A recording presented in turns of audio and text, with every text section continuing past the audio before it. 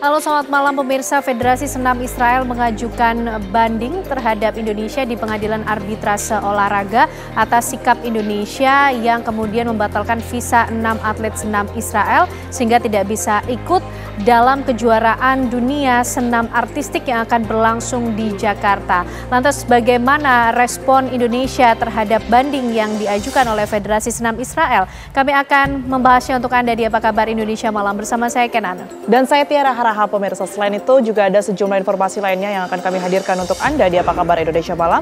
Salah satunya update informasi mengenai kematian terapis belia berusia 14 tahun berinisial RTA yang ditemukan tewas di kawasan Pejaten, Jakarta Selatan. Seluruhnya akan kami hadirkan untuk Anda di Apa Kabar Indonesia Malam.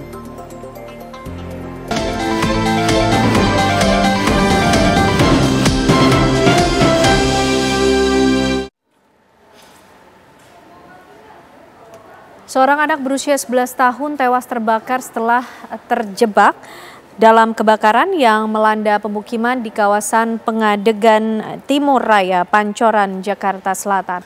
Kebakaran kembali melanda kawasan Pengadegan Timur, Pancoran, Jakarta Selatan pada Minggu malam. Akibat peristiwa ini, satu anak berusia 11 tahun tewas dan satu orang dewasa mengalami luka bakar serius. Petugas sempat mengalami kesulitan saat melakukan evakuasi korban tewas yang berada di lantai 2 rumah. Korban luka bakar telah dibawa ke Rumah Sakit Budi Asih Jakarta Timur, sementara untuk korban meninggal dunia telah dievakuasi ke Rumah Sakit Polri Kramat Jati. Kebakaran diduga dipicu oleh korsleting listrik. Menurut saksi mata, api muncul tiba-tiba dan dengan cepat menghanguskan bangunan rumah yang dihuni para korban.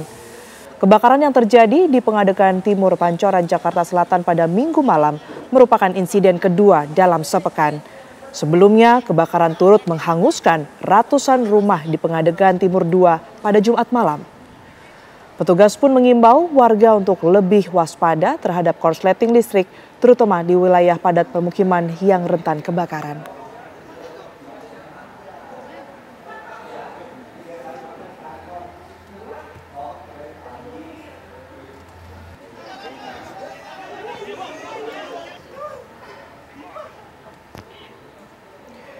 Diduga korsleting listrik pada salah satu truk yang rusak, sebuah bengkel truk dan alat berat di Jalan Arteri Porong Sidoarjo, Jawa Timur terbakar pada Senin siang. Sejumlah ledakan juga sempat terdengar dari dalam bengkel sebelum api berhasil dipadamkan. Korsleting listrik pada sistem kelistrikan truk yang mogok diduga menjadi pemicu kebakaran.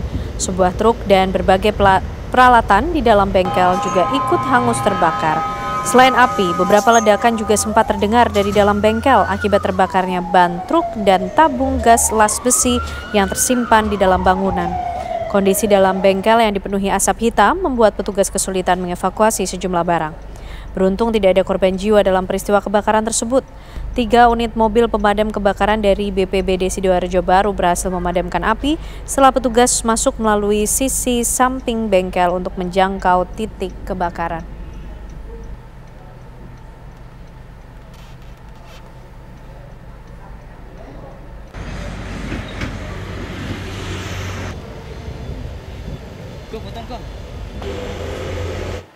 Tawuran terjadi antara dua kelompok pemuda di jalan umum di kawasan Bukit Duri, Jakarta Selatan.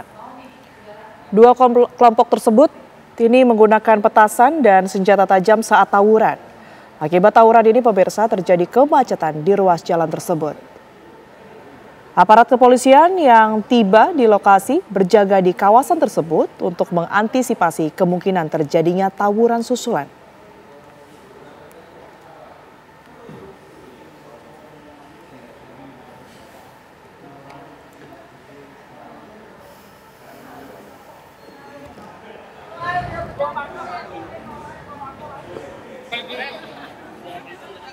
Kepolisian telah mengidentifikasi terduga pelaku gangster yang menyerang warung kopi di Jalan Jati Baru, Tanah Abang, Jakarta Pusat. Adapun aksi penyerangan warkop ini viral di media sosial.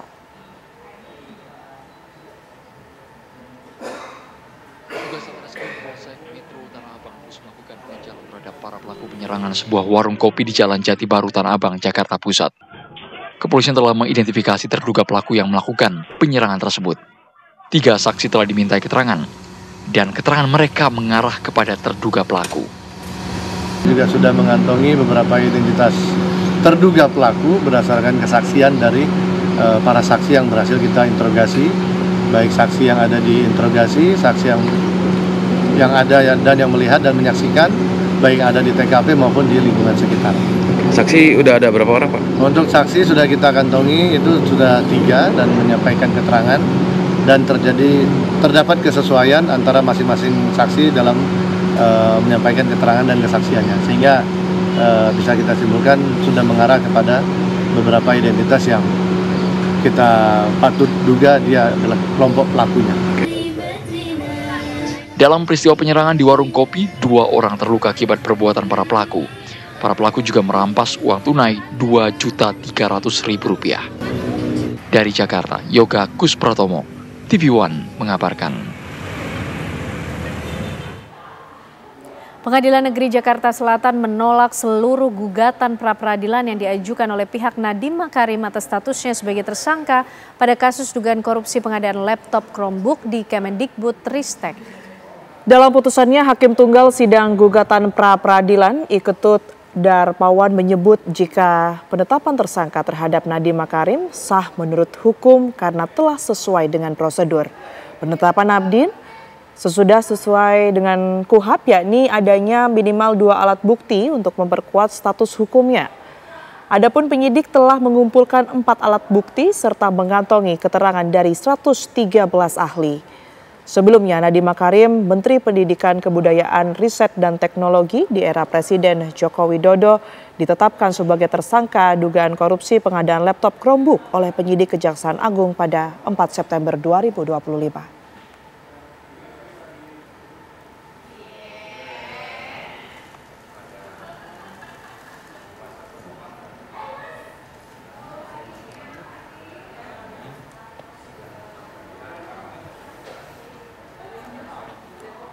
Pengadilan Negeri Jakarta Pusat kembali menggelar mediasi lanjutan kasus gugatan perdata ijazah Wakil Presiden Gibran Rakabuming Raka.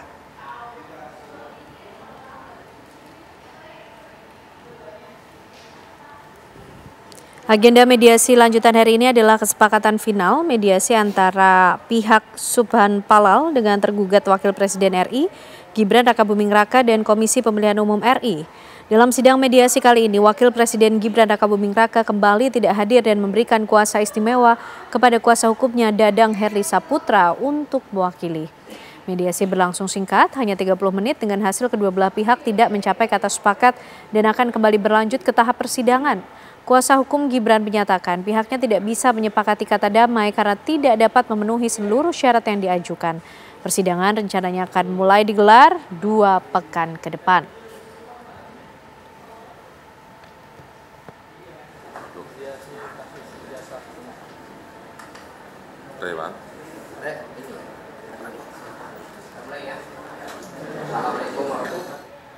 Presiden Prabowo Subianto dijadwalkan menghadiri konferensi tingkat tinggi KTT mengenai perdamaian Gaza Palestina yang digelar di kota Sharm el-Sheikh, Mesir. Presiden Prabowo Subianto telah tiba di Bandara Udara Internasional Sharm el-Sheikh, Republik Arab Mesir untuk menghadiri konferensi tingkat tinggi atau KTT perdamaian Gaza Palestina. Kedatangan Presiden Prabowo disambut Chamberlain Kepresidenan Mesir Muhammad Mokhtar, Duta Besar Republik Indonesia untuk Mesir Lutfi Rauf, dan Atase Pertahanan KBRI Kairo Kolonel Laut Pelaut Darvis D. Syahrudin. Mesir akan menjadi tuan rumah pertemuan KTT mengenai perdamaian di Gaza. Sebanyak 27 kepala negara dan kepala pemerintahan akan hadir dalam KTT tersebut, termasuk Presiden Prabowo Subianto dan Presiden Amerika Serikat Donald Trump. Presiden Prabowo akan menyaksikan upacara penandatanganan perjanjian perdamaian dan penghentian perang di Gaza.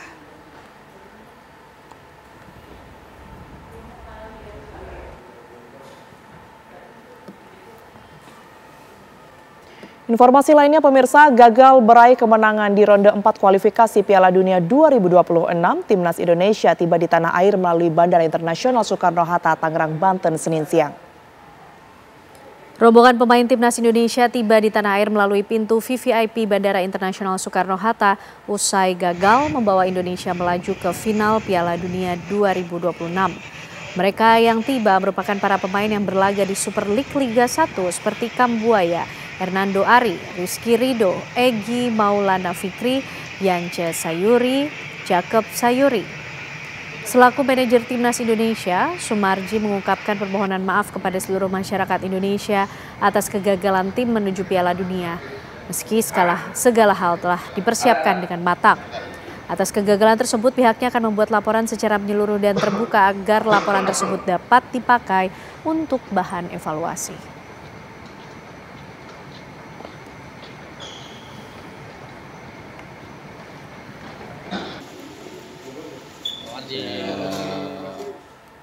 Pemerintah melalui Menteri Ketenagakerjaan membuka magang nasional 2025 dengan uang saku sesuai upah minimum provinsi atau UMP. Pada gelombang pertama ini Kementerian Ketenagakerjaan akan memberikan kuota sebanyak 20.000 peserta magang nasional. Pendaftaran peserta magang nasional 2025 dibuka sejak tanggal 7 Oktober dan penutupannya diperpanjang hingga 15 Oktober 2025 mendatang. Program magang nasional ini diperuntukkan bagi lulusan baru atau fresh graduate untuk tingkat pendidikan strata 1 dan D3. Hingga hari ini pemirsa, Kemenaker telah mencatat 1.147 perusahaan yang akan berpartisipasi menerima para peserta magang. Nantinya ribuan perusahaan ini akan melakukan seleksi terhadap 1.404.711 orang calon peserta magang yang sudah terdaftar hingga hari ini. Rencananya Kemenaker akan membuka batch kedua pada akhir tahun 2025 dengan kuota sebanyak 80.000 peserta, termasuk memperluas kerjasama dengan perusahaan di daerah.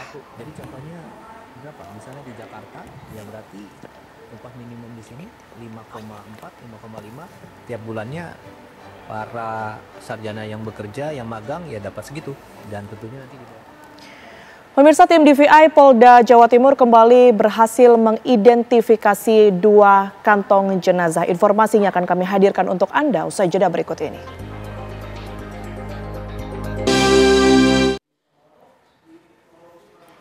Pemirsa, tim DVI Polda Jawa Timur kembali berhasil mengidentifikasi 2 jenazah korban ambruknya bangunan Ponpes Al-Kozini pada Minggu malam. Kini tersisa 11 jenazah korban yang masih dalam proses pencocokan data di Rumah Sakit Bayangkara, Surabaya, Jawa Timur.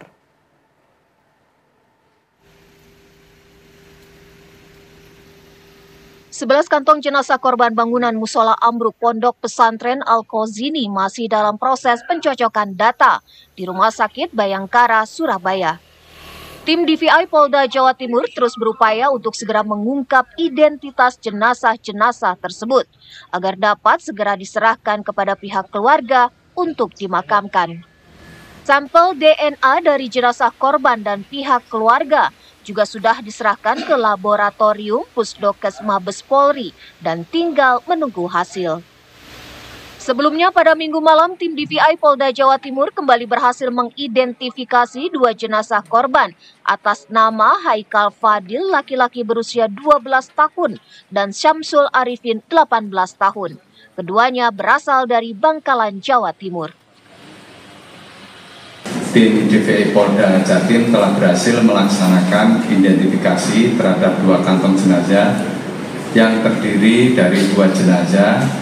Yang pertama, teridentifikasi melalui DNA dan medis sebagai Ahmad Haikal Fadil Al-Fatih, laki-laki 12 tahun. Yang kedua, teridentifikasi melalui DNA, medis dan properti sebagai Syamsul Arifin, laki-laki 18 tahun. Hingga Minggu malam, tim DVI Polda Jawa Timur telah berhasil mengidentifikasi 53 jenazah korban dari 67 kantong jenazah yang diterima. Tersisa 11 kantong jenazah yang kini masih dalam proses pencocokan data postmortem dan antemortem yang berada di Rumah Sakit Bayangkara, Surabaya. Dari Surabaya, Jawa Timur, Samsul Huda, TV One mengabarkan. Pemirsa, duka masih tersisa di balik tragedi ambruknya Pondok Pesantren Al-Qazini menyusul belum seluruh korban berhasil diidentifikasi. Ya, polisi pun telah memanggil belasan saksi untuk mengetahui apakah ada unsur kelalaian dari pembangunan Ponpes Al-Qazini. Akankah ada jerat pidana dari tragedi ini? Dan berikut kami hadirkan ulasannya untuk Anda.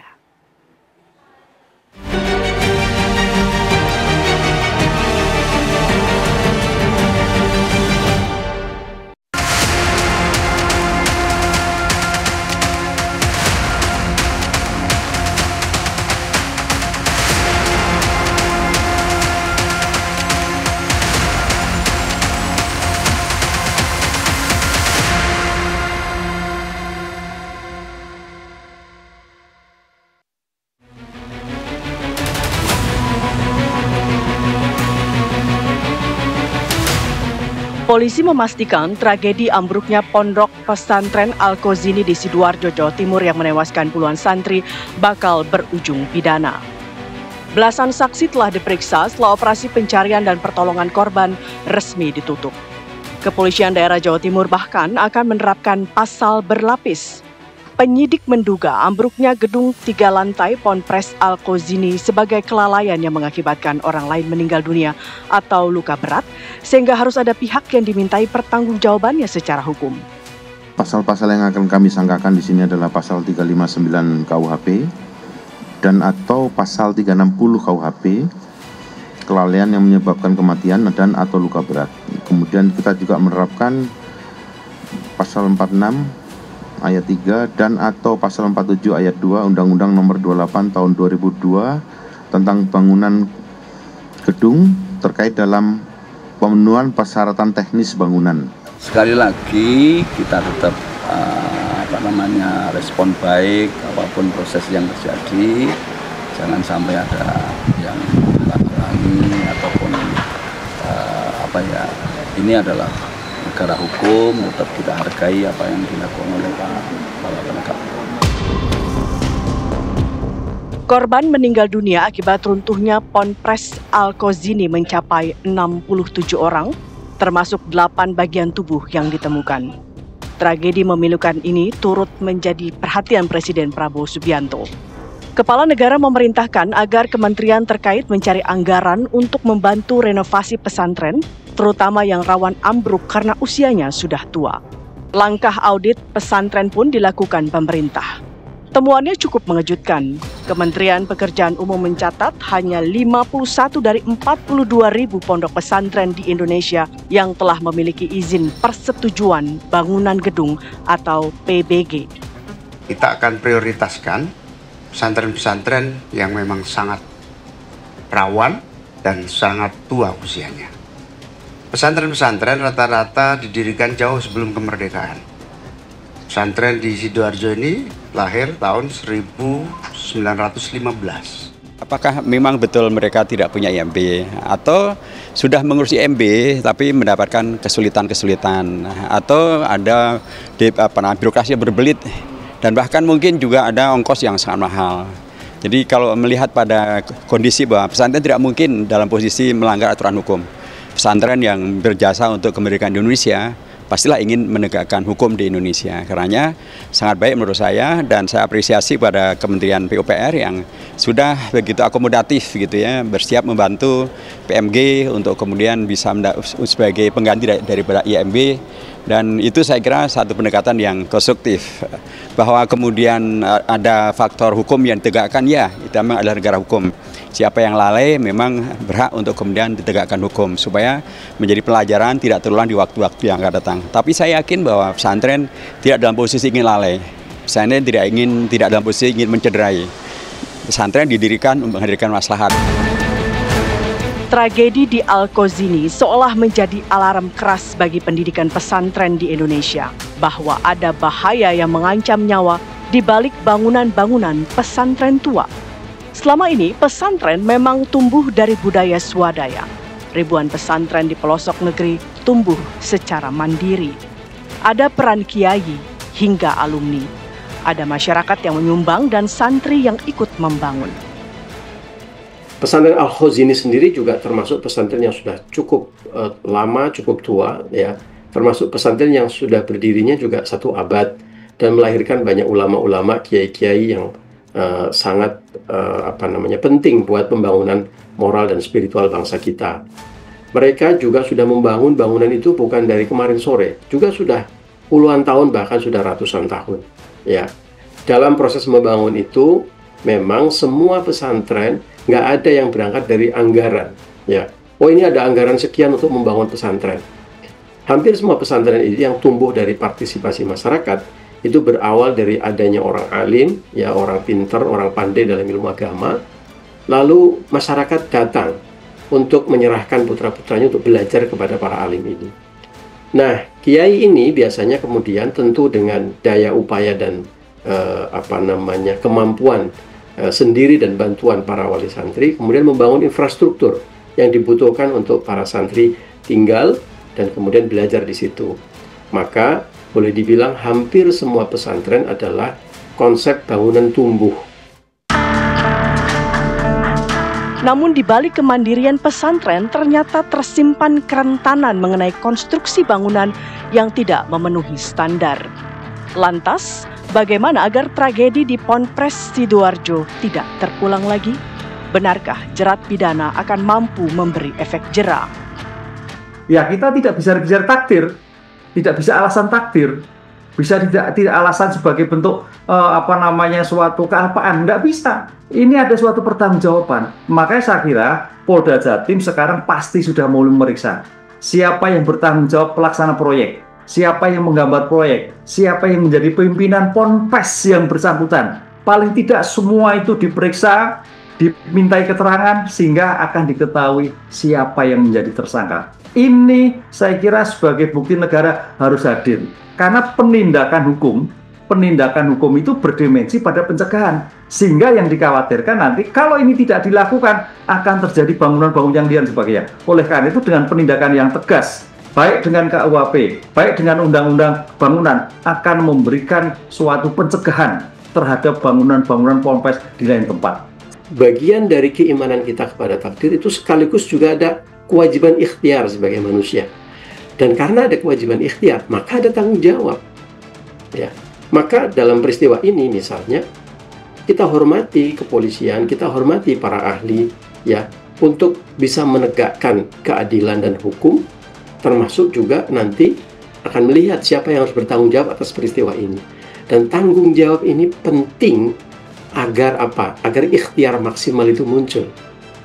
Ikhtiar maksimal agar peristiwa seperti ini tidak terjadi lagi di masa yang akan datang. Tidak ada kecerobohan, ada kehati-hatian, ada ilmu-ilmu elementer yang dipakai pada saat kita membangun.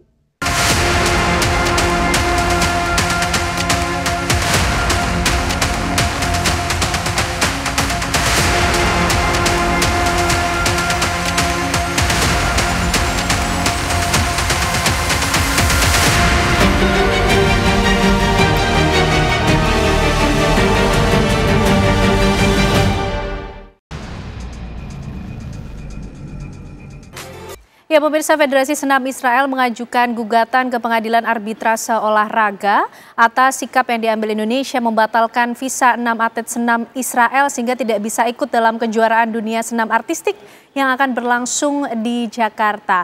Lalu bagaimana sikap dan respon Indonesia meskipun Menpora juga telah merespon mengenai gugatan yang diajukan oleh Israel ini. Malam hari ini kita akan membahasnya bersama dengan sejumlah narasumber yang sudah bergabung di Apa Kabar Indonesia Malam. Ada Mas Roni Rofi'i, pengamat hubungan internasional dari Universitas Indonesia. Selamat malam Mas Roni. Malam. Apa kabar Ani. Mas? Alhamdulillah sehat. Alhamdulillah Ani, sehat. apa kabar? Sehat juga. Dan juga bergabung melalui sambungan Zoom ada kemudian Wakil Ketua MPR Bapak Hidayat Nur Wahid. Selamat malam. Assalamualaikum Pak Hidayat Nur Wahid.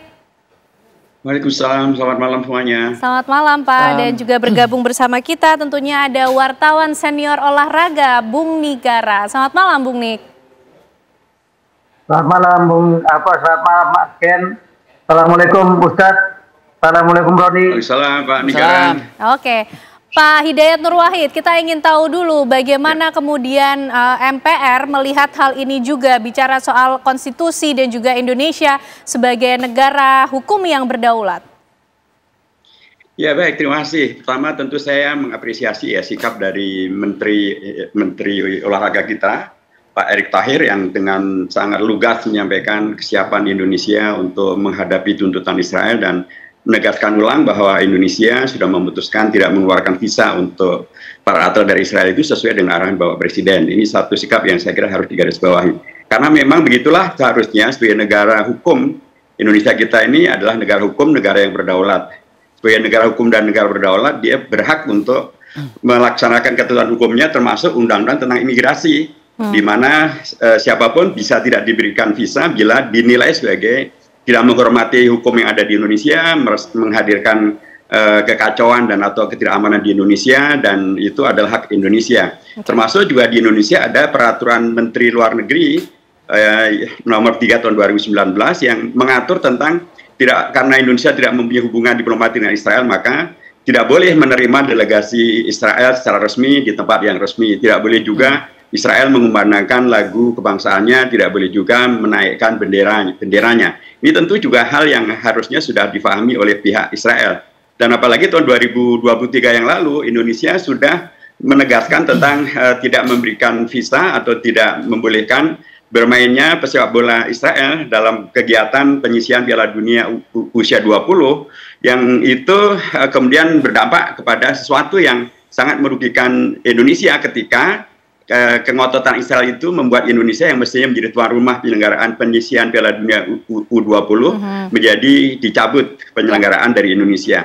Nah, ini juga kita tidak ingin posisi Indonesia sebagai tuan rumah untuk penyelenggaraan event internasional ini dicabut lagi gara-gara Israel yang melakukan ulahnya untuk kemudian tetap tidak menghormati hukum di Indonesia dan melanggar hukum yang ada di Indonesia. Saya ingin tegaskan bahwa bukan hanya Indonesia yang melarang atlet Israel untuk main di negara mereka. Kita mengetahui bahwa di Belgia tahun 2024 atlet Israel juga pernah dilarang tidak boleh ikut dalam European Youth Ultimate Championship.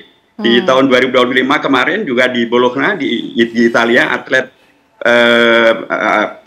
sepeda dari Israel juga dilarang atau dieliminasi dalam kejuaraan yang diselenggarakan di Bologna. Jadi bukan hanya Indonesia yang kemudian tidak memberikan visa dan atau melarang terjadinya atlet Israel untuk main di negaranya.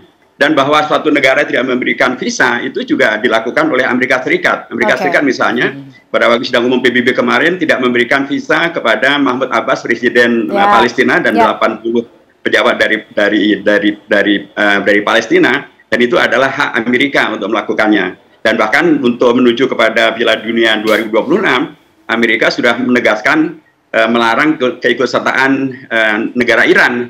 Jadi inilah bagian-bagian yang sedang terjadi dalam dunia kita, yang kemudian karenanya sekali lagi kembali kepada Indonesia, sikap Indonesia saya kira sudah sangat tepat, begitulah ketentuan konstitusi kita, begitulah yang juga diatur dalam undang-undang yang ada, dan itu juga dilakukan oleh beberapa negara yang lain karena mempertimbangkan barang keamanan dan keselamatan yang penting untuk dipertimbangkan oleh semua pihak. Oke, baik Mas Roni, mungkin bisa dijelaskan mengenai hak-hak yang dimiliki oleh sebuah negara untuk seperti ini yang dilakukan Indonesia, mengambil langkah untuk tidak memberikan izin kepada atlet senam Israel ikut dalam kejuaraan dunia senam artistik. Seperti apa sih hak-hak yang dimiliki oleh negara?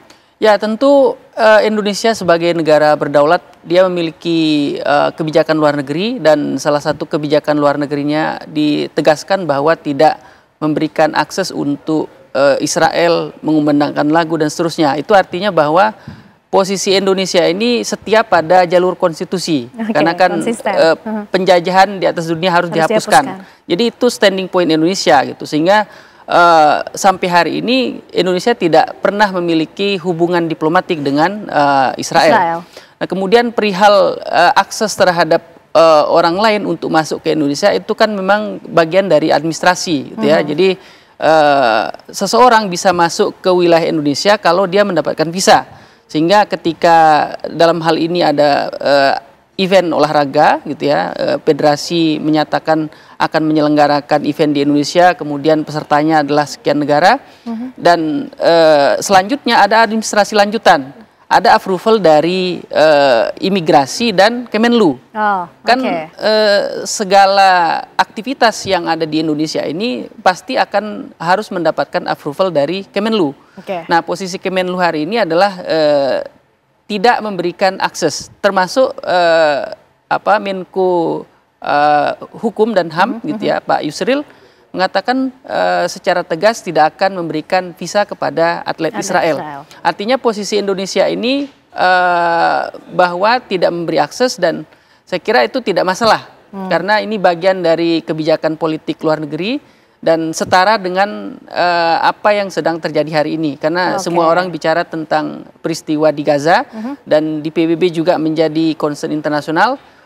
Lebih-lebih beberapa negara juga menunjukkan gestur yang sama, seperti Spanyol mengatakan bahwa kami sepertinya akan mundur dari Piala Dunia kalau Israel tetap diberikan kesempatan untuk tanding gitu ya. Nah, ini gestur yang menarik saya kira, di mana Spanyol sebagai raksasa sepak bola menunjukkan gestur tidak akan ikut di kompetisi. Artinya masing-masing negara itu sekarang menunjukkan cara menyampaikan simpatinya kepada Palestina. Dan ini sebuah gestur yang menunjukkan bahwa dunia harus adil.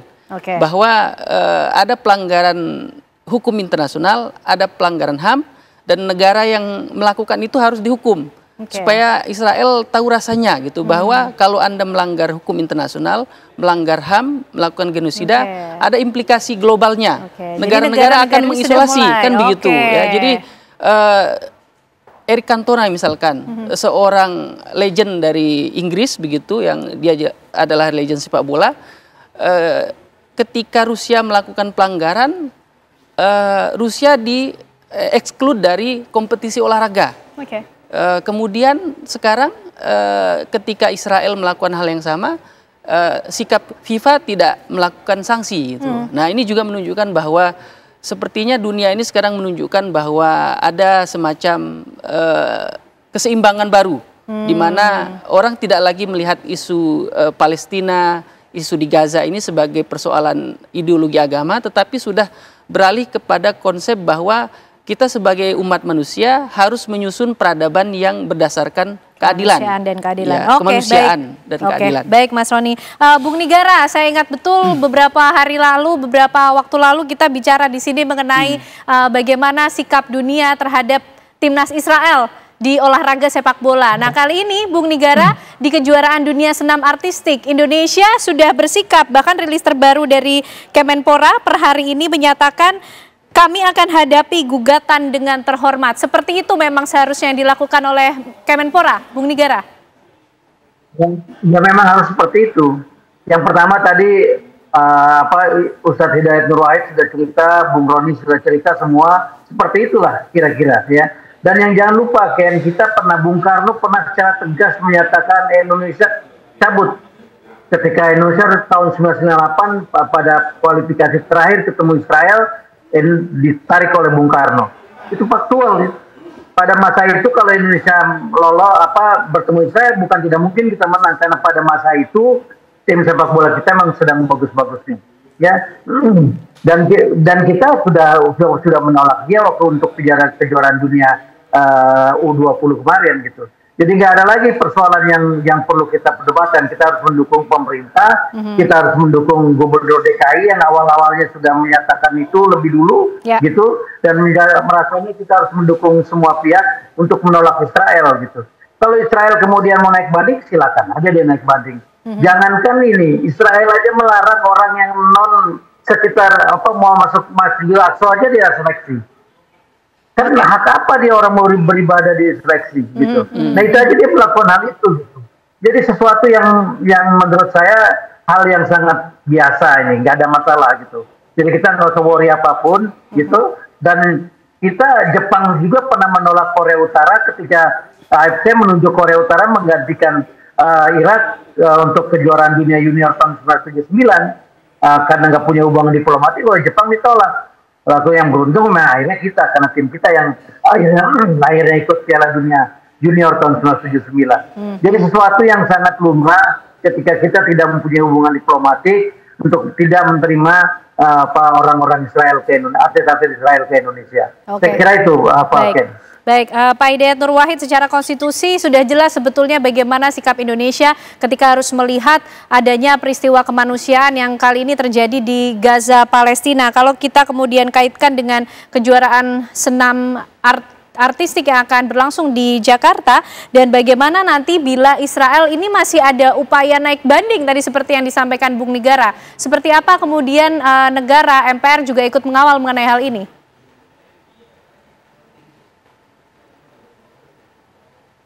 Halo. Selamat malam Pak Hidayat. Baik, kita masih akan memperbaiki hubungan komunikasi dengan Pak Hidayat Nur Wahid. Kita kembali dulu ke Mas Roni. Mas Roni, sebetulnya kalau kita bicara mengenai hubungan diplomatik ya, Indonesia tidak memiliki hubungan diplomatik dengan Israel.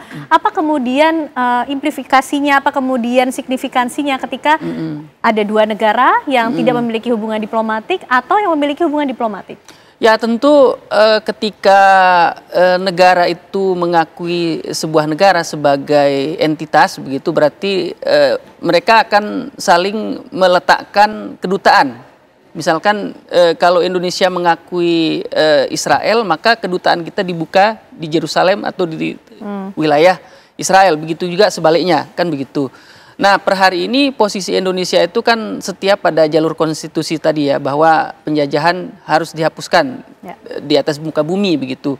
Dan statement dari Pak Prabowo juga mengatakan kalau Israel mengakui Palestina, maka kami juga akan mengakui Israel. Artinya politik luar negeri Indonesia fokus pada bahwasanya Indonesia itu menghormati hak negara dan hukum internasional begitu. Nah, dalam posisi ketika kita tidak memiliki hubungan diplomatik, memang ada banyak sekali hambatannya. Mobilitas manusia pasti terhambat kan begitu, karena visa itu kan harus dikeluarkan oleh kedutaan begitu. Jadi kalau kita tidak punya hubungan diplomatik ya kita tidak punya akses langsung ke Israel.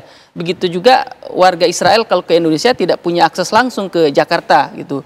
Kecuali kalau negara-negara itu misalkan warga negara Israel dia punya dual citizenship, misalkan paspor Israel dan Amerika, mungkin dia ke Indonesia pakai paspor Amerika begitu. Jadi hal-hal seperti itu akan terjadi begitu ya.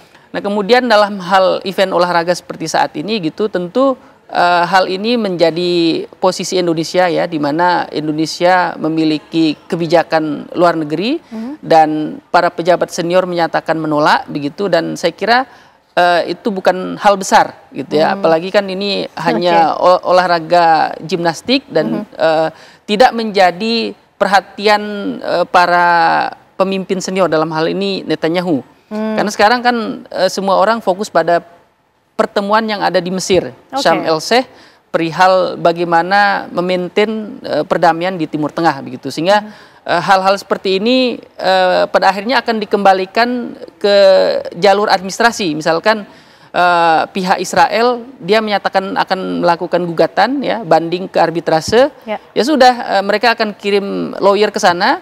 Dan kita juga harus kirim lawyer ke banding juga gitu untuk diselesaikan di meja persidangan kan begitu.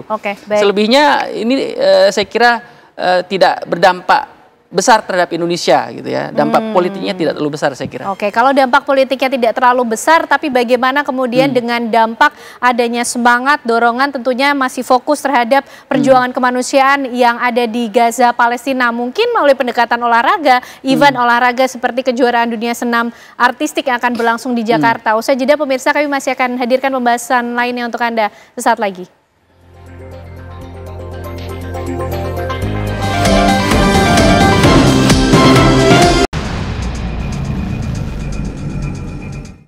Baik, kita lanjutkan perbincangan kita malam hari ini pemirsa mengenai bagaimana sikap Indonesia yang menolak kedatangan atau bergabungnya 6 atlet senam Israel di kejuaraan dunia senam artistik yang akan berlangsung di Jakarta. Tadi saya punya pertanyaan ke Wakil Ketua MPR Pak Hidayat Nur Wahid, sudah bergabung lagi bersama kita. Pak Hidayat Nur Wahid tadi menyambung mengenai sekarang Israel sudah mengajukan gugatan, tapi bisa saja kemudian naik statusnya atau naik levelnya ke banding. Bagaimana juga kemudian negara, MPR juga ikut mengawal mengenai hal ini supaya Indonesia tetap konsisten pada kebijakan luar negeri yang sudah tertuang dalam konstitusi.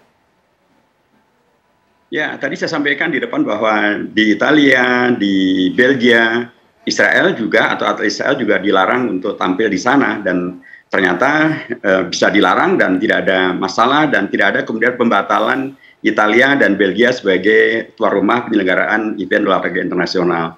Jadi kalaupun misalnya Israel tetap melakukan perkara ke arbitrase internasional olahraga, yaitu hak dia, sekalipun juga adalah hak Indonesia untuk mempertahankan jati dirinya sebagai negara hukum, negara berdaulat, yang juga sudah dilakukan oleh negara-negara yang lain. Misalnya tadi saya sampaikan Amerika Serikat misalnya melarang tampilnya kesebelasan Iran. Apakah kemudian Amerika Serikat akan kemudian dihukum dengan dicabut posisinya sebagai penyelenggara Piala Dunia atau 2026? Atau kemudian yang sudah terjadi seperti tadi, di Italia maupun juga di Belgia, keduanya melarang keikutsertaan atlet Israel. Apakah mereka juga kemudian dicabut? Ternyata kan tidak dicabut. Jadi saya ingin menegaskan kembali bahwa hak Indonesia untuk menjadi tuan rumah hendaknya tetap diperjuangkan dan hendaknya tetap dihormati. Dan justru saya mencurigai gitu ya, Israel sengaja membatalkan Indonesia sebagai tuan rumah penyelenggaraan event olahraga internasional dengan tetap ngotot untuk ikut main di Indonesia, padahal dia tahu bahwa hukum di Indonesia, konstitusi Indonesia, dan sikap masyarakat di Indonesia yang kali ini sangat luar biasa, selain daripada sikap negara secara resmi, tapi seluruh ormas, seluruh kelompok pemuda, kelompok bahkan termasuk juga perhimpunan atlet Indonesia juga menolak keikutsertaan daripada Israel. Oke, baik. Bung Nigara, bicara mengenai olahraga dan juga politik. Bung Nigara berdasarkan catatan perjalanannya selama ini mengikuti bagaimana perjalanan olahraga di Indonesia bahkan di luar negeri. Seberapa kemudian signifikansinya ketika pendekatan lewat jalur olahraga ini digunakan untuk bisa mempengaruhi kebijakan atau keputusan politik? Urusannya ini sudah internasional, Bung Nigara. Ya, kalau yang lain sih ya nggak ada masalah, tetapi untuk Israel pasti tetap bermasalah.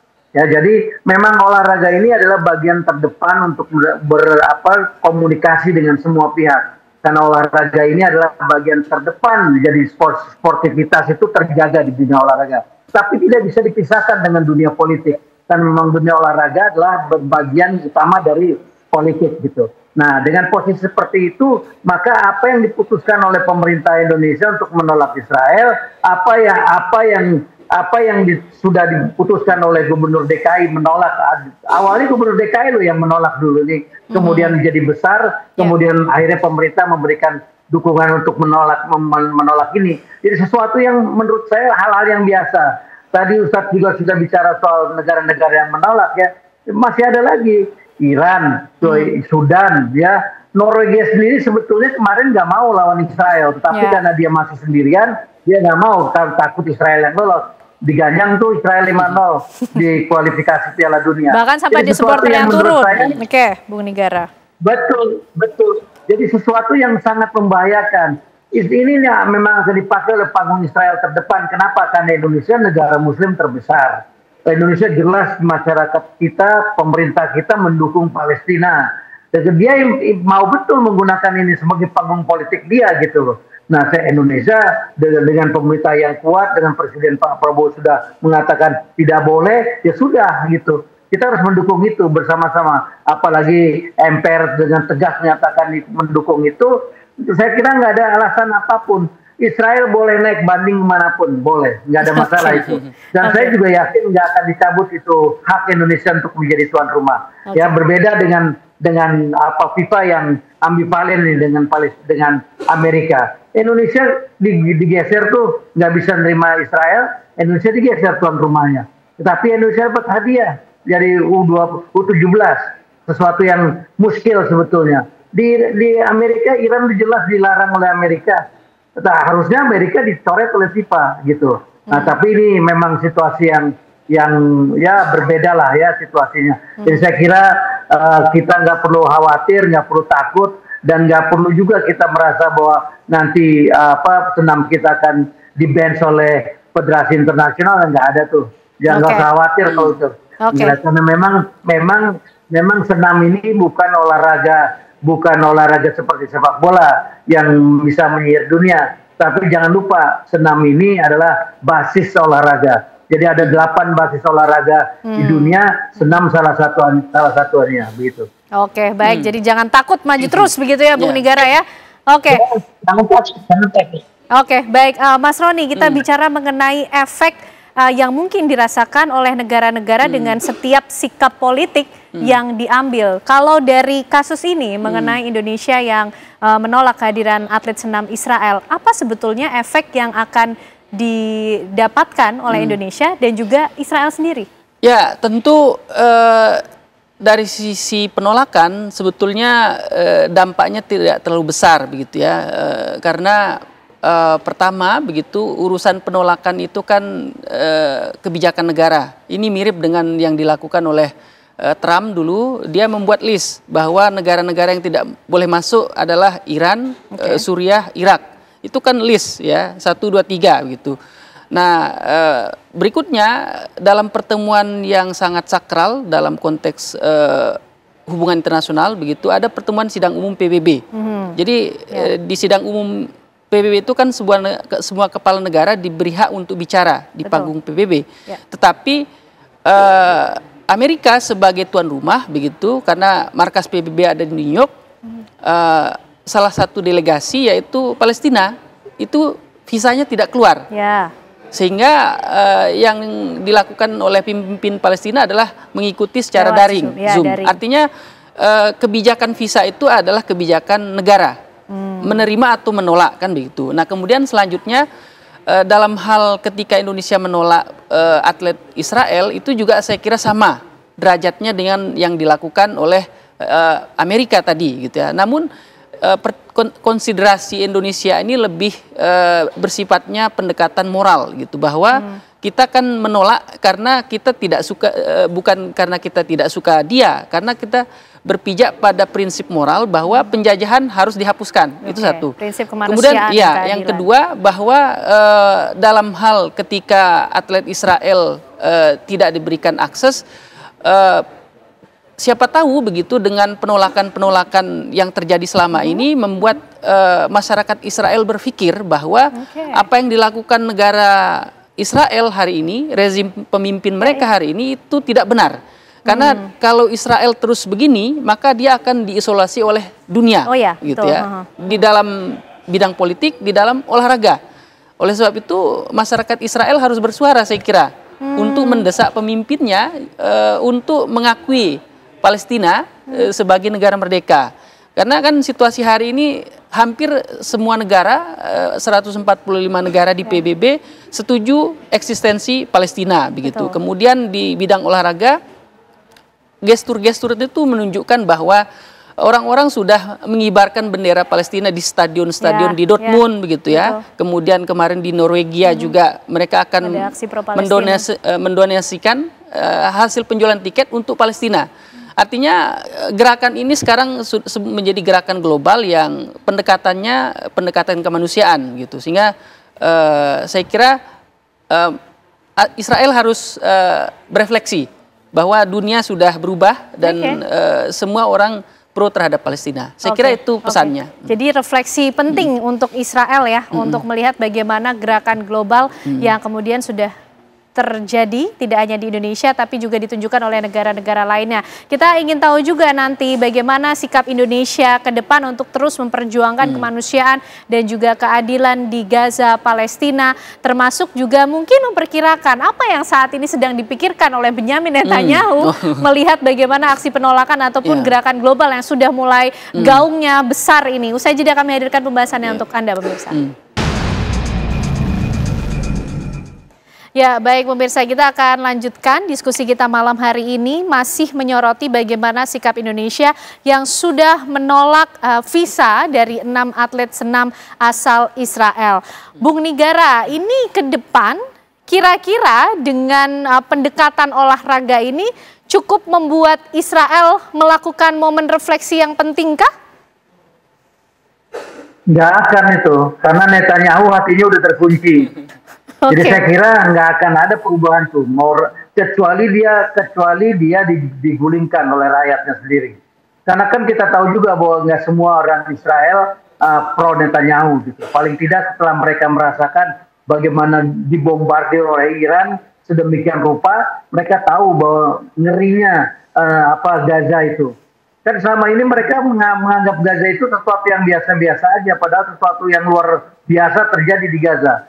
Pemiskinan, genosida terjadi di situ, kesengsaraan, penderitaan gitu. Dan setelah mereka dibombardir oleh Iran, mereka tuh baru tahu seperti apa sebetulnya disiksa itu gitu.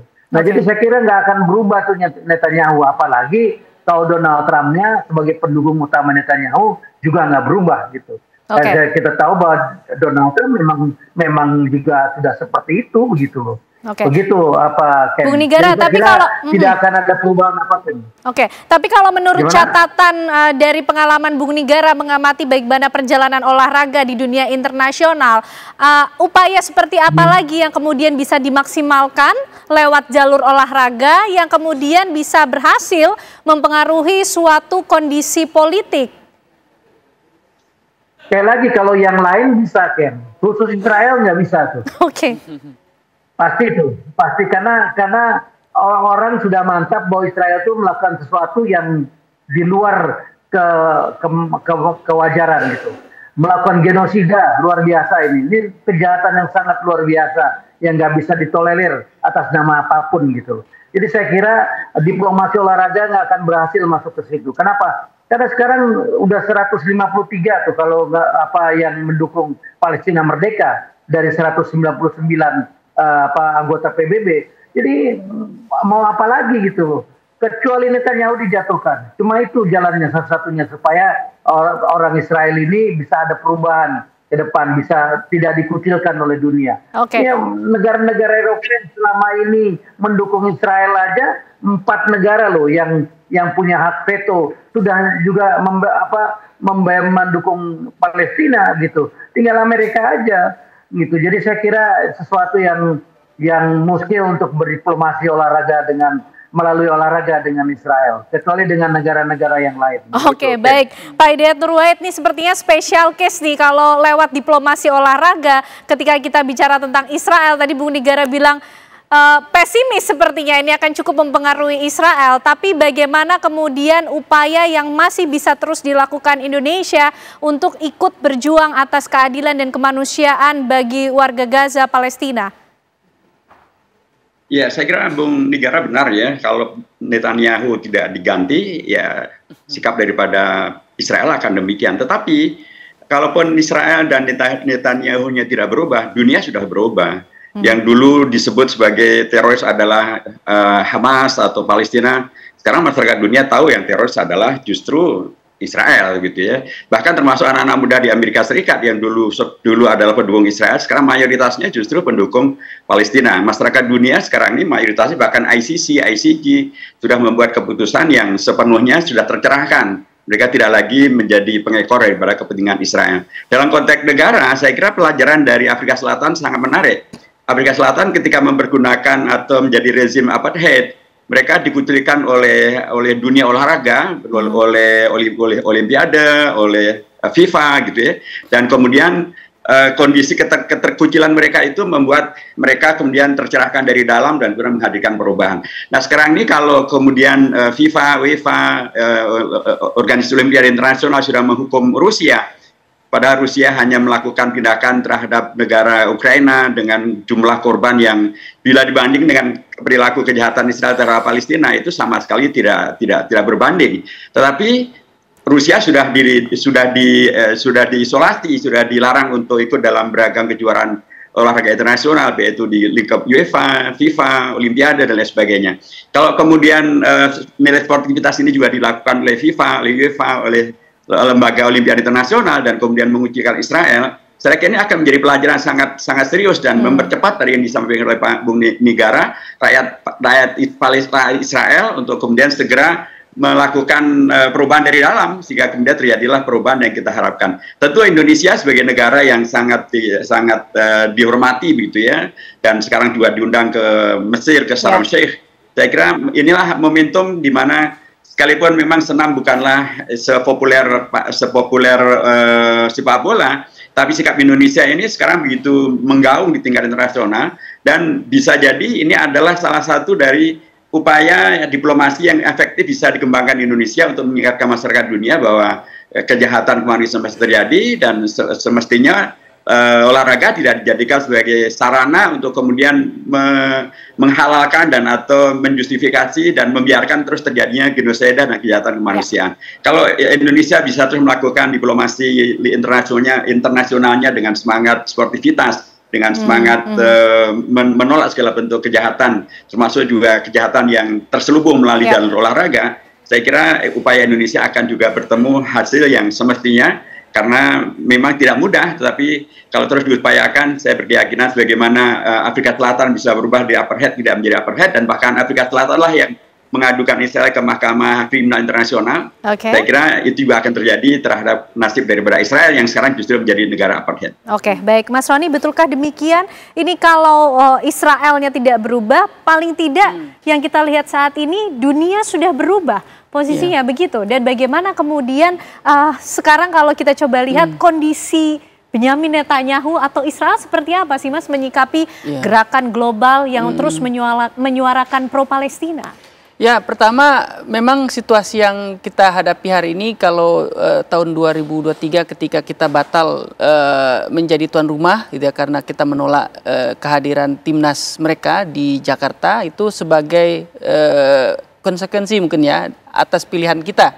Jadi kita tidak jadi tuan rumah karena kita menolak timnas mereka begitu. Itu di masa lalu, tapi sekarang kan situasinya berubah bahwa negara-negara di dunia sudah terbuka hatinya begitu melihat bahwa persoalan Israel Palestina ini harus dilihat secara objektif.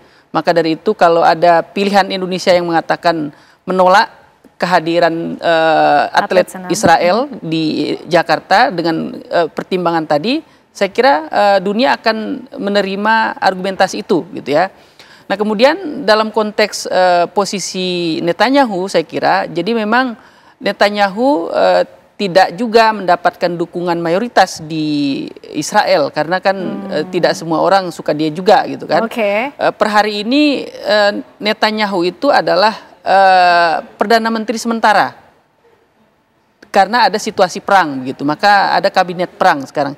Jadi election bisa dilakukan kapanpun begitu. Nah oleh sebab itu tentu masyarakat Israel ya di dalam negeri memiliki pendapat yang terbelah begitu ya. Artinya di dalam negeri ada dua pendapat yang menghendaki agar election segera dilakukan. Kemudian ada juga yang berharap agar tawanan segera dipulangkan, kan itu permintaan dari keluarga-keluarga korban begitu, bahwa hampir 2 tahun begitu keluarga korban di Israel meminta agar perang diakhiri supaya tawanan itu bisa kembali ke keluarganya.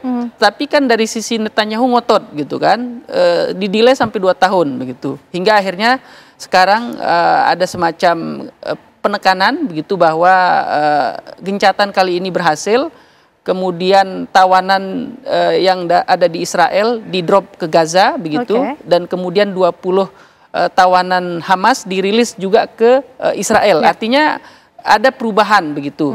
Dan dalam konteks internasional saya kira bahwa relevan untuk merujuk kembali ada gium yang dulu kita gunakan di Indonesia. Jadi 1000 teman terlalu sedikit, 1 musuh terlalu banyak. Jadi Israel saya kira harus berpikir demikian, gitu ya. Tidak boleh dia menganggap karena secara militer kuat, secara ekonomi kuat begitu. Tetapi kalau tidak punya teman, terus Anda mau hidup sama siapa? Begitu. Mau hidup berdampingan sama siapa di Timur Tengah kalau tidak punya teman begitu. Saya kira itu. Jadi artinya situasi dunia betul sudah berubah, ini patut dijadikan suatu momentum penting untuk kita sama-sama menjaga asa dan harapan untuk menegakkan keadilan dan kemanusiaan di Gaza, Palestina dengan diplomasi internasional, menjunjung tinggi sportivitas seperti apa yang selalu digaungkan juga di dunia olahraga. Terima kasih Bapak-Bapak untuk perbincangannya malam hari ini yang luar biasa. Terima kasih Pak Hidayat Nur Wahid, Bung Nigara dan juga Mas Roni malam hari ini sudah bergabung di Apa Kabar Indonesia Malam. Sehat selalu semuanya Bapak-Bapak. Usai jeda pemirsa, kami masih akan menghadirkan informasi lainnya untuk Anda di Apa Kabar Indonesia Malam.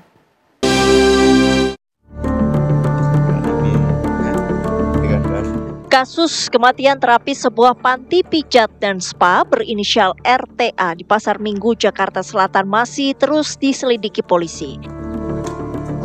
Tak hanya mengusut penyebab kematian korban yang berusia 14 tahun, juga mendorong pihak kepolisian menyelidiki dugaan tindak pidana perdagangan orang atau TPPO dan eksploitasi terhadap anak. Dasar penyelidikan TPPO sendiri merujuk pada laporan pihak keluarga korban yang disampaikan ke Polres Metro Jakarta Selatan. Sebelum menentukan adanya unsur pidana dalam kasus ini, pihak kepolisian kini tengah menelusuri proses rekrutmen korban hingga akhirnya bisa bekerja sebagai terapis di usia yang masuk dalam kategori di bawah umur. Hingga saat ini Polres Metro Jakarta Selatan telah memeriksa 15 orang saksi, baik dari rekan korban sesama terapis maupun dari pihak manajemen panti layanan pijat dan spa. Jadi kita tetap masih melakukan penyelidikan. Kita menggunakan pasal eksploitasi anak, TPPO, pasal 2 Undang-Undang TPPO, dan juga perlindungan anak, Undang-Undang Perlindungan Anak. Jadi kita pastikan dulu dia pada saat dia mendaftar itu bagaimana, ya kan? Dia menggunakan identitasnya dia yang sesungguhnya ataukah tidak. Jadi ini semua yang kita sedang lakukan penyelidikan untuk mengungkap ini semua. Pemilik jawatanya sudah diperiksa ya Pak? Dari pihak manajemen, dari karyawan yang ada kan sudah 15 saksi yang kita periksa. Korban sempat mengaku kepada keluarganya jika ingin berhenti kerja namun harus bayar denda 50 juta rupiah. Polisi juga telah meneliti bukti pesan singkat terakhir antara korban dan keluarganya. Bukti tersebut masih dalam proses pengumpulan dan analisis untuk menguatkan penyelidikan. Polisi masih menunggu hasil autopsi korban dari Rumah Sakit Polri Kramat Jati, Jakarta Timur untuk menyimpulkan penyebab korban tewas. Dari Jakarta, Haikal Vandea, TV One mengabarkan.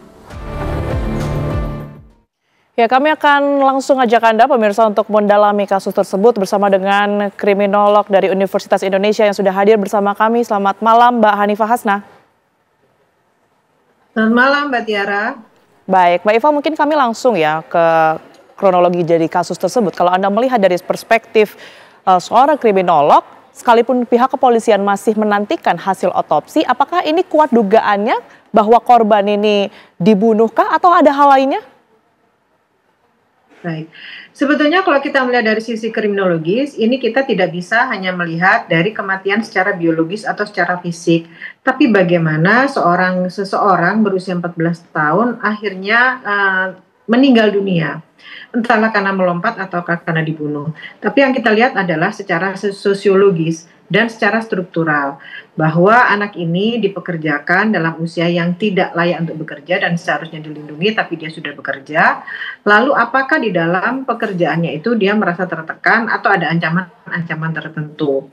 Kalau ada demikian, berarti dia terbunuh karena sistem yang menjerat. Ini yang seharusnya kita perhatikan. Jadi tidak hanya sekedar kita melihat bahwa ini pembunuhan atau dia melakukan bunuh diri secara pribadi. Demikian, Mbak. Baik, adanya sistem yang menjerat, tapi kalau kita melihat dari kronologi mengetahui bahwa sebelumnya ia sempat menghindari tangkapan CCTV, Mbak Iva, apakah ini juga satu indikasi bahwa korban memang merasa tidak ada pilihan karena digaji kecil dan juga tidak diperbolehkan untuk keluar dari kantor tersebut ya, sehingga memilih untuk bunuh diri? Iya, sangat benar karena dia sudah dijerat dengan hutang 50 juta itu. Padahal dengan dia diberikan hutang 50 juta itu artinya ini kan bukan lagi perekrutan secara wajar atau yang diperbolehkan oleh pemerintah. Berarti lembaga itu atau yayasan itu mencuri-curi atau tidak melakukan sesuai dengan aturan-aturan yang sedang diperlakukan. Nah, ini sudah masuk dalam ranah ketidakbenaran dalam mempekerjakan anak. Apalagi ketika dia atau yayasan itu melakukan penekanan-penekanan, melakukan ancaman. Sehingga kalau sudah seperti ini sudah masuk ranah eksploitasi. Karena dari awal dia merekrut saja sudah menjadi sesuatu yang membingungkan atau aneh gitu ya, seperti yang tadi sudah disampaikan oleh Bapak Polisi. Apakah ketika perekrutan anak tersebut menyampaikan usianya sudah di atas 18 tahun atau tidak? Tapi bagaimanapun juga KTP itu akan menyebutkan bahwa usianya kalau dia tidak punya kalau dia masih berumur 14 tahun berarti dia tidak memiliki KTP. Jadi yang kita cari adalah siapa melakukan apa, yang merekrut siapa sehingga dia mau menerima anak yang belum memiliki KTP tersebut. masuk ke dalam ranah eksploitasi, tapi juga ada yang menyebut bahwa dugaan kuat TPPO di dalamnya suatu jaringan TPPO, Mbak Iva. Anda melihatnya bagaimana? Iya, bisa jadi demikian, Mbak. Kalau kita melihat sebetulnya anak ini bisa masuk bekerja itu atas inisiatif siapa dan atas penerimaan siapa.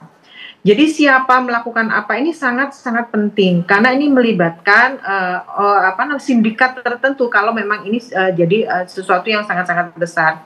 Jadi ketika seseorang memperoleh pekerjaan atau mendapatkan pekerjaan lalu dia ditempatkan di suatu tempat, kemudian dipindahkan, kemudian ada penampungan, kemudian ada pekerjaan yang harus dipaksakan, lalu ada embel-embel dia mempunyai hutang, ini sudah masuk dalam eksploitasi. Ketika pola tadi sudah terbentuk, itu sudah masuk ke ranah TPPO. Karena pada Undang-Undang 21 tahun 2007, kondisinya memang seperti itu yang dijelaskan dalam Undang-Undang TPPO. Ketika ada perekrutan, sampai pada eksploitasi tersebut. Jadi ini layak sekali untuk dihubungkan dengan Undang-Undang TPPO. Sudah belasan orang, Mbak Iva, yang kemudian ini diperiksa oleh pihak kepolisian. Kalau tidak salah 15 dan salah satu diantaranya ini adalah pihak pemilik spa tersebut ya tentunya. Anda melihat adakah pihak lain yang seharusnya mungkin juga turut dilibatkan dalam pemeriksaan kepolisian ini, Mbak Iva? Menggali adanya kemungkinan TPPO di dalamnya. Baik, kita kembali lagi. Anak tersebut bekerja atas prakarsa atau atas perekrut siapa? Berarti yang harus dicari adalah perekrutnya. Yang kedua adalah lembaga tersebut, siapa pengelolanya, kenapa dia mempekerjakan anak di bawah umur. Kemudian adalah kelalaian dari pemerintah itu sendiri. Kenapa ada izin, ada izin-izin yang mungkin tidak dilalaikan oleh lembaga-lembaga tersebut. Berarti kan ada pengawasan yang kurang. Di mana kejahatan itu biasanya ketika ada pelaku yang termotivasi, dua ada target yang sangat-sangat rentan yaitu anak-anak. Di mana ketika kita mempekerjakan anak, dia tidak menjadi pribadi yang rentan, dia tidak mengerti aturan atau hukum, dia tidak mengerti undang-undang. Kemudian yang dilakukan adalah ketika tidak ada pengawasan yang tepat, sehingga pelaku dengan leluasa mempekerjakan anak ini. Jadi pemerintah juga ikut andil dalam kondisi ini. Yang terakhir adalah secara sosial. Bagaimana orang-orang di sekitar itu melalaikan ketika ada seorang anak di bawah umur tetap dipekerjakan. Bila mana 15 orang itu ada yang mampu memberikan laporan, kemungkinan kejadian ini tidak akan terjadi. Tapi kondisi ini sebetulnya sudah sangat-sangat rentan di awal, tapi karena ada pembiaran sehingga terjadi kehilangan nyawa seperti ini. Baik, berkaitan dengan banyaknya dana ya, sekitar 40 hingga 50 juta tersebut, ini berkaitan, apakah juga termasuk sebagai pemerasan, Mbak Iva? Iya, karena ini tidak sesuai dengan tata cara perekrutan tenaga kerja atau peraturan-peraturan ketenagakerjaan. Karena bagaimanapun juga memberikan imbalan itu harus sesuai dengan pekerjaan yang dia lakukan. Sesuai dengan rentang waktu yang dia lakukan. Tetapi dengan meminta atau memberlakukan hutang di awal, ini sudah suatu kondisi di mana pemilik perusahaan ini berusaha menekan. Dengan cara menekan ini, karyawannya menjadi tidak berani melakukan apapun. Jadi ini adalah kondisi-kondisi yang sangat-sangat menjerat korban, sehingga kondisi ini membuat korban tidak bisa melakukan pilihan lain, apalagi di usia yang masih muda. Jadi ketika dia melakukan bunuh diri, itu menjadi satu alasan, yaitu kejahatan struktural yang dilakukan oleh lembaga tersebut. Baik, Mbak Iva, KPAI menyebut dan juga mempertanyakan apakah korban ini dalam kondisi hamil atau tidak. Ini sangat pribadi tentunya, tapi apakah Anda juga melihat ada korelasi antara fakta ini, apakah hamil atau tidak, dengan struktur kasus secara keseluruhan? Pemeriksaan bisa dilakukan dengan cara apa saja ya Mbak ya, apalagi kita berasumsi bisa apapun yang kita asumsikan masih tetap bisa diterima. Terkait dengan pekerjaan korban di tempat yang abu-abu. Seorang anak perempuan berusia 14 tahun bekerja di spa, di mana dia harus berhubungan dengan pelanggan laki-laki. Dan kita tidak tahu, sampai sekarang belum mengetahui tugas anak ini seperti apa. Nah, ini yang harus diketahui. Bagus sekali bila KPAI curiga ke arah sana. Karena bagaimanapun juga tidak hanya secara pribadi kenapa dia melakukan pembunuhan, tetapi secara sosial tetap harus kita ketahui. Seperti itu, Mbak Tiara. Baik, kecurigaan demi kecurigaan berkaitan dengan kemungkinan bahwa korban ini melompat begitu ya, atau melakukan bunuh diri, ada arahnya ke sana. Tetapi kalau dibunuh, Mbak Eva, apa yang bisa dicermati dalam kasus ini? Baik, jadi sebetulnya kalau dibunuh berarti yang harus kita lihat adalah apa motif dari pembunuhan ini, gitu ya. Bisa jadi ini karena anaknya mungkin ya tidak bisa dikendalikan, dia memang sudah tidak betah berada di situ. Tapi bagaimanapun juga ketika dia memperkerjakan anak berarti ada kondisi-kondisi ekonomi yang diuntungkan oleh si pelaku tersebut. Yang kedua, siapa yang berhubungan terakhir dengan korban? Ini yang bisa kita ketahui. Bagaimana obrolannya? Kalau tidak bisa dilihat secara forensik, kita bisa melihat selama ini orang-orang di sekitar mengetahui siapa yang menekan dia. Jadi dari situ bisa kita ketahui sebetulnya pelakunya kalau dia memang menjadi korban pembunuhan, orang-orang di sekitar itu saja. Karena bagaimanapun juga ketika orang berada di sekitar situ, mereka sangat-sangat memiliki kemampuan, mereka mempunyai sumber daya yang mereka miliki, bahkan mereka juga melihat bagaimana sumber daya yang dimiliki oleh korban. Di mana seorang anak berusia 14 tahun dalam kungkungan dan dalam kondisi-kondisi yang sangat tertekan, secara sumber daya mereka sudah sangat-sangat tidak memiliki hal apapun kecuali dia menurut gitu ya. Jadi bisa dicurigai adalah orang-orang terdekat, apalagi si korban anak yang tidak pernah keluar dari tempat tersebut. Oke, baik. Namun dari keduanya jika dilihat balik lagi ini digerak-gerik pada korban sebelum kejadian ditemukan tewasnya korban tersebut. Ada upaya untuk keluar dan juga mondar-mandir dari CCTV, menghindari CCTV. Apa yang bisa dimaknai dari gerak-gerik ataupun juga gesture korban ini, Mbak Eva? Apakah ini mengarah pada sesuatu yang akan dilakukan korban dalam hal ini bunuh diri, begitu? Atau sebaliknya menghindari orang yang kemudian ini berujung pada pembunuhan? Ya, baik. Kalau menghindari orang bisa itu ada kemungkinan karena dia dalam kondisi tertekan dan dalam kondisi ketakutan. Yang kedua bisa jadi dia mencari celah untuk melarikan diri karena bagaimanapun juga secara psikologis dia sudah sangat tidak sehat. Sehingga lari adalah cara yang sangat-sangat terbaik, akan menjadi pilihan terbaik. Namun ketika dia dalam sekapan ini menjadi kesulitan, akhirnya dia mencari cara-cara yang menjadi sulit tadi itu. Tapi walaupun demikian berarti dia sudah mempelajari sampai dia menjebol atap gitu ya, dan dia melompat berarti kan dia sudah mencari celah gitu ya. Selama ini dia sudah mempelajari kondisi-kondisi di tempat itu. Jadi ini kondisi secara psikologis dia sudah sangat-sangat tidak punya kendali pada dirinya sendiri dan dia menyerahkan kepada kematian itu. Tapi kalaupun demikian kita tidak boleh menyampaikan bahwa korban ini memilih kematian sehingga masyarakat menganggap dia adalah pelaku sendiri dari korban ini. Karena bagaimanapun juga dia memilih menjadi korban, dia memilih mati karena struktur dan sistem yang menjerat dia menjadi pribadi yang lebih rentan lagi. Baik, kita akan nantikan seperti apa kemudian hasil dari otopsi dan juga hasil pemeriksaan keseluruhan dari pihak kepolisian. Terima kasih atas perspektif yang sudah diberikan Mbak Eva kepada kami di Apa Kabar Indonesia Malam. Sehat selalu. Selamat malam Mbak Tiara. Dugaan malapraktek menimpa seorang wanita pemirsa dan kami hadirkan informasi lainnya untuk Anda di mana kemudian ini ada informasi yang kami perbarui mengenai malpraktek di mana dugaan malapraktek menimpa seorang wanita di Kabupaten Bekasi, Jawa Barat. Ya, korban meninggal dunia pemirsa usai menjalani operasi di bagian perut, namun luka bekas operasi tersebut tidak dijahit dan hanya disumpal kain kasa. Dugaan malapraktik terhadap seorang wanita terjadi di Kampung Pamahan, Desa Sumber Urip, Kecamatan Pebayuran, Kabupaten Bekasi, Jawa Barat. Saat jenazah akan dimandikan, lubang bekas operasi di perutnya tidak lagi dijahit. Keluarga makin terkejut, lubang luka di perut jenazah hanya disumpal kain kasa. Pihak keluarga menarik kain kasa sepanjang 50 cm dari dalam lubang bekas operasi di perut jenazah. Menurut keluarga, almarhumah yang berusia 62 tahun itu datang ke rumah sakit di Rengas Dengklok, Karawang pada Senin 6 Oktober lalu. Esok harinya almarhum menjalani operasi. 1 hari usai operasi, almarhum diperbolehkan pulang.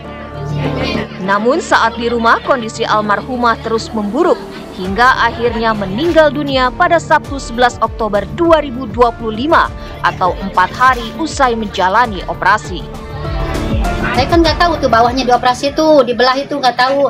Udah gitu saya diganti pampers, Pak diganti pampers itu saya kan kaget. Ada belahan 2 di bawah. Itu dokter itu nggak ngasih taunya cuma bisul sama perut di operasinya. Gitu doang sama saya gitu. Saya, suster ini kok Ibu Nur Siti di dalam dagingnya kok ada kapas. Iya Bu, itu bekas dioperasi katanya gitu. Kok nggak dijahit? Ya udah Ibu, itu emangnya begitu. Nanti kalau Ibu pergi ke rumah sakit lagi, katanya 3 hari baru dijahit, kata susternya begitu. Melihat ada kejanggalan pada tubuh almarhumah, pihak keluarga dan perangkat desa mendatangi pihak rumah sakit. Saat itu pihak rumah sakit menyatakan akan menjahit luka bekas operasi pada Senin mendatang. Namun korban meninggal dunia. Itu dijawab oleh rumah sakit, itu benar adanya kain kasa itu bukan lantaran bahasanya keteledoran. Ya, bukan keteledoran. Itu saya ada sedasar emang SOP beliau sebagai ahli medis, berarti dokter. Gitu. Jenazah almarhumah telah dimakamkan di pemakaman desa setempat. Rencananya pihak keluarga akan melaporkan dugaan malapraktik itu ke polisi. Dari Bekasi, Jawa Barat, Suryo Daryono, TV One mengabarkan. Polisi tetapkan Herianto sebagai tersangka dalam kasus pembunuhan dan kekerasan seksual terhadap karyawati minimarket. Sementara 2 orang yang juga turut diamankan polisi saat ini masih berstatus saksi.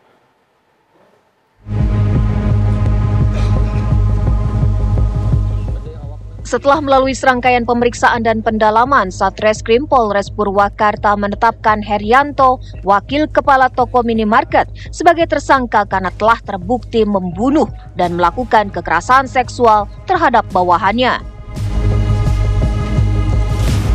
Sedangkan 2 orang lainnya yang turut diamankan polisi karena membantu membuang jasad korban saat ini masih berstatus saksi. Polisi telah menyita dan menyegel mobil yang digunakan pelaku dan 2 rekannya saat membuang jasad korban. Saat ini menetapkan 1 tersangka, yaitu tersangka yang merupakan pelaku utama, ya, dan yang 2 orang lainnya saat ini kami masih dalam proses penyidikan lebih lanjut.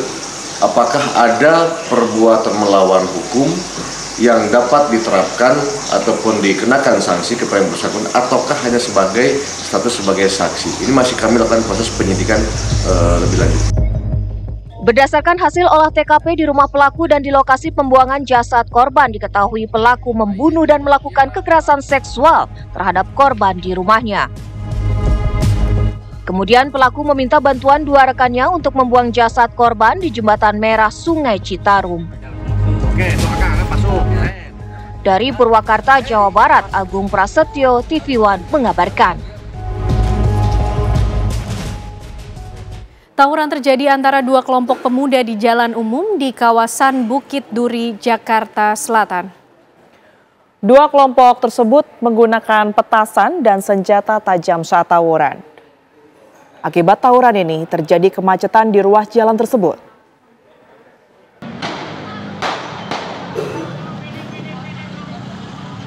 Aparat kepolisian yang tiba di lokasi berjaga di kawasan tersebut untuk mengantisipasi kemungkinan terjadinya tawuran susulan.